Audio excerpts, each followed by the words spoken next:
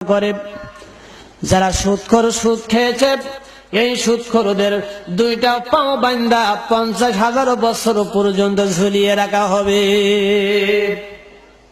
আল্লাহ নবী বলেছেন, যদি কোনো ব্যক্তি জেনে শুনে একটা দিরহাম পরিমাণ সুদ খায় তাহলে 36 বার জিনা করার চেয়ে জঘন্য অপরাধ হয়ে যায়।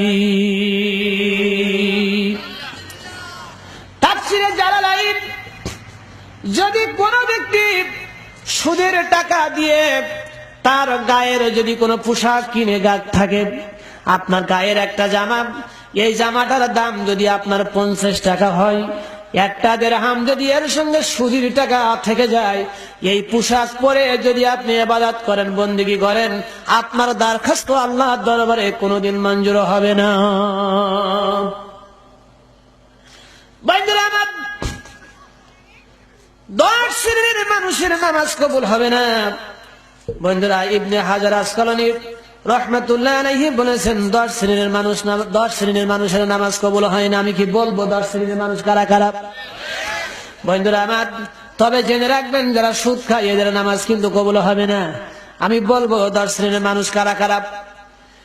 1 নম্বর, যেই ব্যক্তি জামাত ছাড়া নামাজ পড়ে, ইচ্ছা করে বাড়িটাকে মসজিদ বানাতে চাই, বাড়ির পাশে মসজিদ, কোনো কারণ ছাড়া, ওজর ছাড়া নিজে ইচ্ছা করে যেই ব্যক্তি বাড়িতে নামাজ পড়ে, এই ব্যক্তির নামাজ আল্লাহর দরবারে কবুল হয় না। 2 নম্বর, যেই ব্যক্তি নামাজ পড়ে কিন্তু যাকাত আদায় করে না, আপনার যাকাত ফরজ হয়ে গেছে, আপনি যাকাত আদায় করলেন না। আল্লাহ নবী বলল, যাকাত তুমি না দিয়ে গরিবের হকটা তুমি নিজে আত্মসাৎ করতেছো, আবার সিজদা দিচ্ছ, তোমার কপালে টেক্কা পড়ে গিয়েছে, কোনো কাজ হবে না। যাকাত পরিশোধ না করা পর্যন্ত তোমার নামাজ কবুল হবে না। তাহলে আজকের বাড়িতে চিন্তা করবেন আপনার সম্পদ কতটা আছে, সম্পদ হিসাব করে ইমাম সাহেবের কাছ থেকে, আপনার এলাকার আলেমদের কাছ থেকে আপনারা ফতোয়া নিবেন, আপনার সেই অনুযায়ী যাকাতের টাকাটা আপনারা আদায় করে দিবেন। আল্লাহ নবী বলেছেন, আমি কসম করে বলতে পারি, যেই ব্যক্তি আপনার মালের যাকাত দেয়, যেই ব্যক্তি দান করে, এই ব্যক্তির সম্পদ কোনোদিন কমে না, বরং বাড়ে। বন্ধুরা আমার, 3 নম্বরে, কারণ আল্লাহ যেখানে নামাজের কথা বলেছেন সেখানে যাকাতের কথা আছে না নাই? ওয়াকিমুস সালাতা ওয়া আতুজ যাকাতা ওয়ারকাউ মা'র রাকিঈন, কোরআনে আছে না নাই? বন্ধুরা আমার, যেখানে নামাজের কথা সেখানে আল্লাহ যাকাতের কথা বলে দিয়েছেন। 3 নম্বরে, যেই ব্যক্তি ইমামতি করে কিন্তু নেককার মুসল্লিরা ইমামকে পছন্দ করে না, ইমামের ভিতরে খুলুসিয়াত নেই, ইমামের ভিতরে সুন্নতের আমল নেই, ইমাম কোরআন মানে না, কোরআন অনুযায়ী চলতে চায় না, ইমাম সুবিধাবাদী ইমাম আছে না নাই? বন্ধুরা আমার, মসজিদের মুতওয়াল্লি সভাপতি সেক্রেটারিদের খুশি করার জন্য ইমাম কোরআনের হক কথাগুলি তিনি বাইপাস করে, গোপন করে। সভাপতি আর সেক্রেটারি সরকারি দলের লোক, ওদের খুশি করার জন্য ইমাম বক্তৃতা দেয়, এই ইমামের নামাজ আল্লাহর দরবারে কবুল হবে না। 4 নম্বরে, পালায়নকারী গোলাম। কোন গোলাম যদি মুনিবের বাড়ি থেকে পালিয়ে যায়, ফিরে না আসা পর্যন্ত তার নামাজ কবুল হবে না। 5 নম্বর, মদ্যপায়ী, যেই ব্যক্তি মদ পান করে, আল্লাহ নবী বলেছেন, যেই ব্যক্তি মদ পান করে এই ব্যক্তির নামাজ আল্লাহর দরবারে কবুল হবে না। বন্ধুরা আমার, 6 নম্বর, যে মহিলার প্রতি স্বামী অসন্তুষ্ট থাকে, এই মহিলার নামাজ আল্লাহর দরবারে কবুল হবে না। হাদিসের মধ্যে এসেছে, যদি কোন মহিলা বিনা কারণে তার স্বামীকে কষ্ট দেয়, স্বামীকে কষ্ট দিয়ে মহিলা যদি আলাদাভাবে রাত যাপন করে, তাহলে সকাল পর্যন্ত ওই মহিলার উপরে আল্লাহর লানত বর্ষিত হতে থাকে।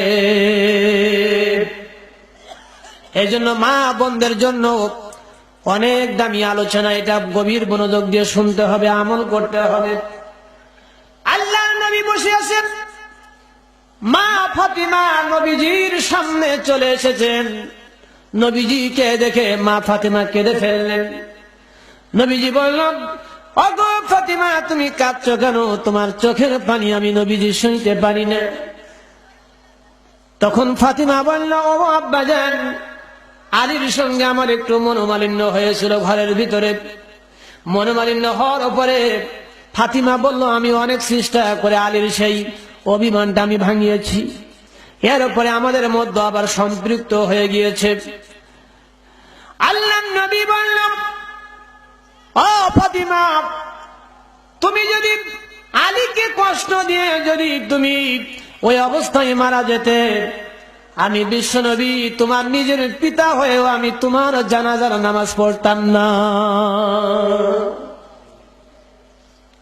বন্ধুরা আমার, স্বামীকে এত মর্যাদা এখানে বিশ্বনবী দিয়েছেন।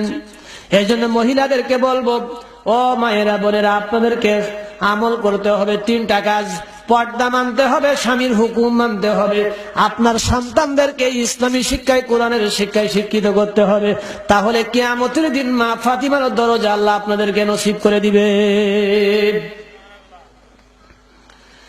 বন্ধুরা, 7 নম্বর, যে মহিলা ওড়না ব্যতীত পর্দা ছাড়া নামাজ পড়ে। আমাদের সমাজে অনেক মহিলা আছে, দেখবেন তারা ওড়না পরে না, পর্দার ভিতরে তারা থাকে না, পর্দাকে তারা প্রয়োজন মনে করে না। জোরে বলেন ঠিক কিনা? বন্ধুরা আমার, এমন মহিলা আছে না নাই?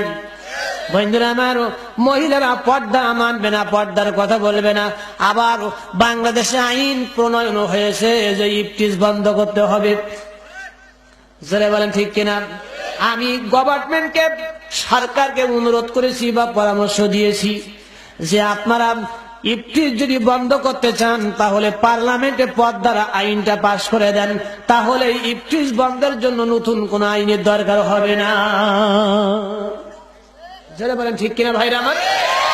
পর্দা মানাটা কি? সুন্নাত না নফল? পর্দাটা হচ্ছে ফরজ। নামাজ পড়া, রোজা রাখার মতো অবশ্যই করণীয়, এটা একটা ফরজ। পর্দাটা হচ্ছে একটা ফরজ, একটা ইবাদত। অথচ সেই ব্যাপারে আমাদের দেশে কোনো কথা নাই। জোরে বলেন ঠিক কিনা? মহিলাদেরকে অবাধে চলার সুযোগ করে দেওয়া হয়েছে। পার্লামেন্টে যদি একটা বার বলা হতো যে আগামীকাল প্রত্যেক বয়সপ্রাপ্তা মহিলাদের জন্য পর্দাকে বাধ্যতামূলক করা হলো, তারপর দিন থেকে আর বাংলাদেশে কোনো ইফতিজ থাকবে না। জোরে বলেন ঠিক কিনা? কিন্তু পর্দার ব্যাপারে কোনো আইন পাশ না কইরা ইফতিজ বন্ধের জন্য কিয়ামত পর্যন্ত নতুন আইন যতই পাশ করেন, ইফতিজ বন্ধ হবে না। হবে কি? বন্ধুরা আমার, 8 নম্বর, জালিম বাদশাহ, তার নামাজ আল্লাহর দরবারে কবুল হবে না। 9 নম্বর, সুদখোর, যিনি ইচ্ছা করে জেনে শুনে সুদ খায়, এই সুদখোরের নামাজ আল্লাহর দরবারে কবুল হবে না। 10 নম্বর,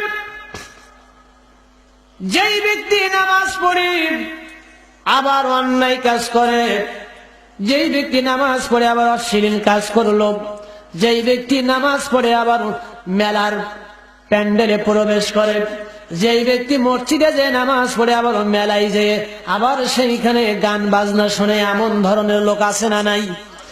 এদিকে মসজিদের সেক্রেটারি, মসজিদের কমিটির মেম্বার, আবার মেলার ওই কমিটিরও মেম্বারও হয়ে থাকে। এই ব্যক্তির নামাজ আল্লাহর দরবারে কবুল হবে না।